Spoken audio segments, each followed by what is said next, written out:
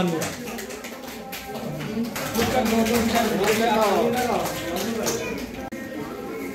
সবাই তালি দিও, এদিকে দেখাও। পুরস্কার গ্রহণ করছে সুস্মিতা চক্রবর্তী।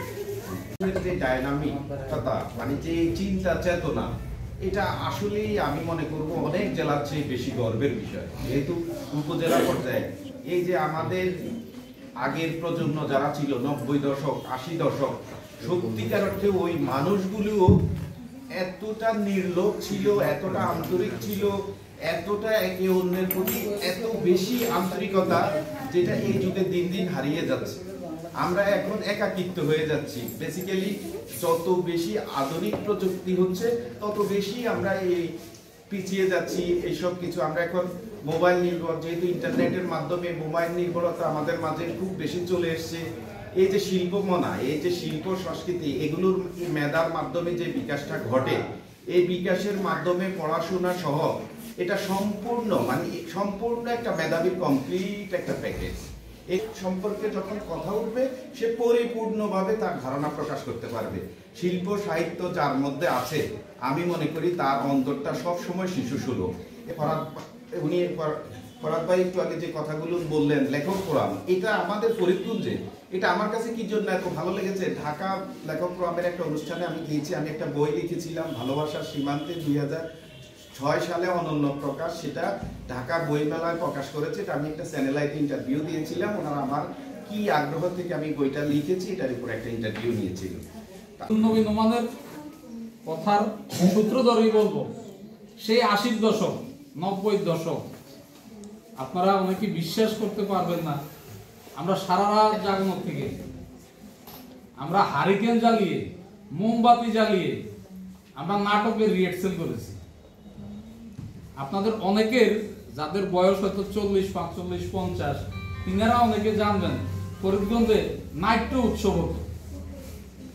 হাই স্কুল মাঠ, গার্লস স্কুল মাঠ বা কলেজ মাঠে হাজার হাজার দর্শকের উপচে পড়াবে, এবং বাধ্য হয়ে আমরা আমাদের কিছু ইনকামের জন্য, খরচটা পুষিয়ে আনার জন্য এই খোলা মাঠেও আমরা টিকিট সিস্টেম করে সুন্দর পরিবেশে, কোনো পুলিশি গার্ড ব্যতীত সুন্দর পরিবেশে মানুষের সহযোগিতায় আমরা নাট্য উৎসব, আমরা সাংস্কৃতিক উৎসব, আমরা বই মেলা, মিনা বাজার আমরা কি না করেছি ফরিদগঞ্জে।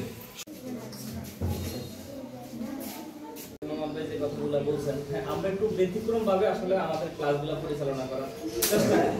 একেবারে একাডেমিক সিস্টেমে স্কুল যেভাবে পরিচালনা হয়, আমাদের এই প্রতিষ্ঠানকে আমরা আসলে এভাবে পরিচালনার চেষ্টা করতেছি। তো এটার ক্ষেত্রে আমাদের যে অভিভাবকরা আছেন তারাও আমাদেরকে সহযোগিতা করতেছেন। হ্যাঁ, আর যদি এই আজকে যে প্রধান অতিথি আছেন এরকম ভাবে সমাজপতিরা যদি আমাদেরকে সহযোগিতা করেন, তাহলে আমাদের এই কাজগুলো আরো সুন্দর হবে। পরীক্ষা নেওয়া এটা আমার জন্য একটা নতুন একটা শিক্ষা। এটা মানে এই ধরনের সাহিত্য বা শিশু প্রতিষ্ঠান এই ধরনের পরীক্ষা নেওয়া, এবং সেটা কি ধরনের পরীক্ষা যদি আমি কিছু জানি না, কিন্তু হয়তো যারা রিলেটেড তারা বলবেন, অথবা ইতিমধ্যে আপনারা জেনেছেন, তবে আমার কাছে এটা ব্যতিক্রম এবং ভালো লেগেছে। আমার মনে হচ্ছে যে এরা গত 6 মাস, পিছনের যে 6 মাস তারা এই প্রতিষ্ঠানে থেকে তাদের অভিভাবকরা এই প্রতিষ্ঠানে এনে তাদেরকে কি শিক্ষা দিয়েছে সেটা অভিভাবক এবং প্রতিষ্ঠানে যারা সম্পৃক্ত তারা জানার জন্য এই ধরনের পরীক্ষা নিয়েছে। যত সহজে এই কো-কারিকুলার অ্যাক্টিভিটির মাধ্যমে ইন্টিগ্রেট করা যায়, অন্য কোনো মাধ্যমে তত সহজে সেটা সম্ভব হয়।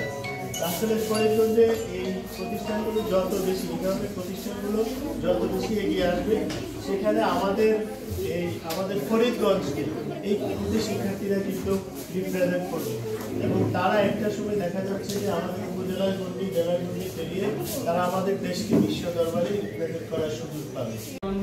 তাদের যে পেন্সিল ধরা বা আর্ট করার যে একটা অভিনব পদ্ধতি আছে, সেটা তারা খুব দ্রুতই আয়ত্ত করতে পেরেছে।